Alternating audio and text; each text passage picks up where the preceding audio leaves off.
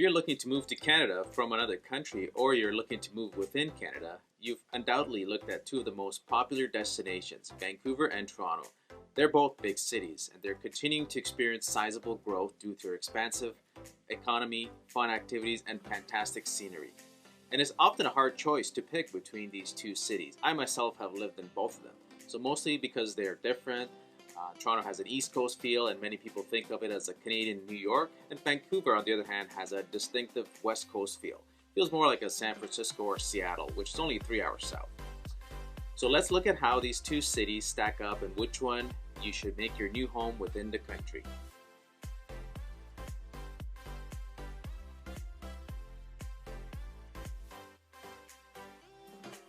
Before we start, if this is your first time on our channel, hit the subscribe button so you can be notified of all our episodes and content.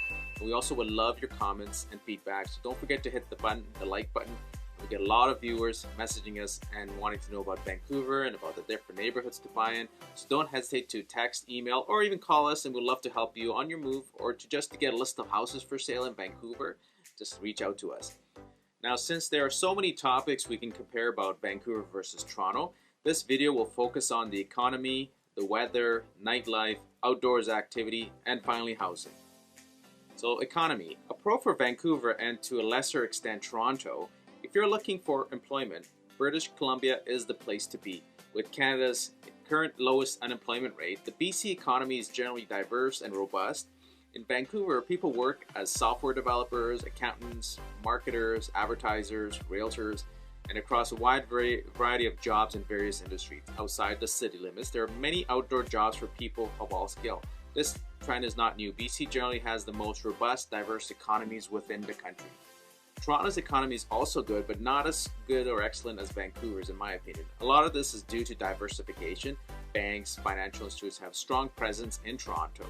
The Toronto Stock Exchange is within the downtown area. While this means that Toronto has strong banking sector, it also means that Toronto's primary industries tend to be related to finance. If you're in banking, this is fantastic. However, if you want to work in other sectors, then Vancouver is often the better choice. Weather. It's a pro for Vancouver, a con for Toronto. The Pacific Northwest gets a bad reputation for raining steadily. Because of this reputation, people all over North America tend to question why people want to move here. The reality is that while it does rain in Vancouver, the overall climate is excellent, especially when compared with the rest of Canada. Winters are mild and summers are warm and sunny. There isn't anywhere near the level of humidity that exists on the West Coast. Vancouver also doesn't get much snow, although we do frequently get a week or two of it, which is just enough for the kids to have fun. Like at this time, beginning of January, there's a bit of snow happening right now. Usually, people who move out to BC from Toronto find that much of the doom and gloom stories of weather are greatly exaggerated. Vancouver is milder than most places and still gets more sunlight than other world-class cities like London, UK, for example. So by contrast, Toronto summers are frequently muggy and the temperatures reach well below freezing in the winter. While Toronto might get less snow than some other big cities like Montreal, it still gets hit pretty hard. The Toronto climate is not as envious as Vancouver's and typically is a con for most people. Nightlife, a pro for Toronto and to a lesser extent Vancouver. If you're looking for fun and vibrant nightlife, then Toronto is the place to be. Toronto downtown has numerous restaurants, bars, sporting events, theater options, and clubs. You can see top related shows, have fantastic drinks, eat great food in Toronto. Vancouver does also have a nightlife scene as well, but it's not quite as epic as Toronto. You can go to clubs, bars, restaurants, but when top chefs decide to open establishments, they usually choose Toronto as their first option. A large part of that is population. However, the Greater Toronto area, the GTA, has just under 6 million people, whereas Vancouver has only about 2.5 million. So outdoor activities. So an amazing pro for Vancouver and a con for Toronto. If you're into outdoor activities, Vancouver is the spot for you. Vancouver has epic scenery, mountains, trees, beautiful rivers and streams, all making Vancouver stunningly gorgeous. If you take the ferry to Vancouver Island, you'll witness splendor along the journey. There are many places to hike in Vancouver. Driving up to Whistler will provide you with lots of fun outdoor activities like skiing in the winter. Vancouver is also a great place to be outdoors. Toronto doesn't have this.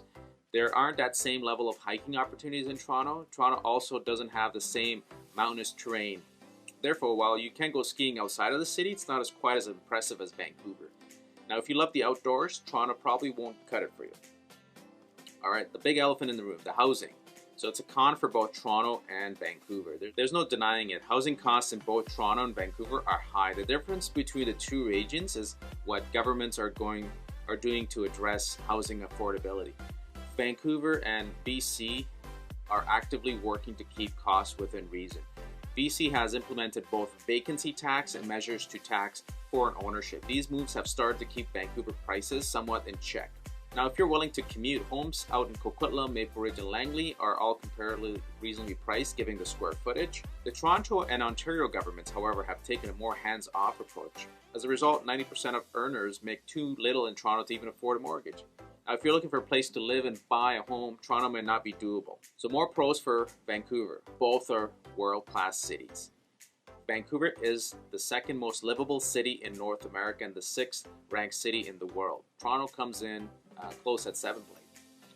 Now, both of these cities are world-class places to be. They offer robust economies, fun activities, and both cities are fantastic places for both families and single people. However, on the whole, Vancouver does have the edge. The natural beauty, the economy, the weather make Vancouver a better destination on average. There you have it. Thank you for watching the first series on the pros and cons of Vancouver and Toronto. Stay tuned for the next one.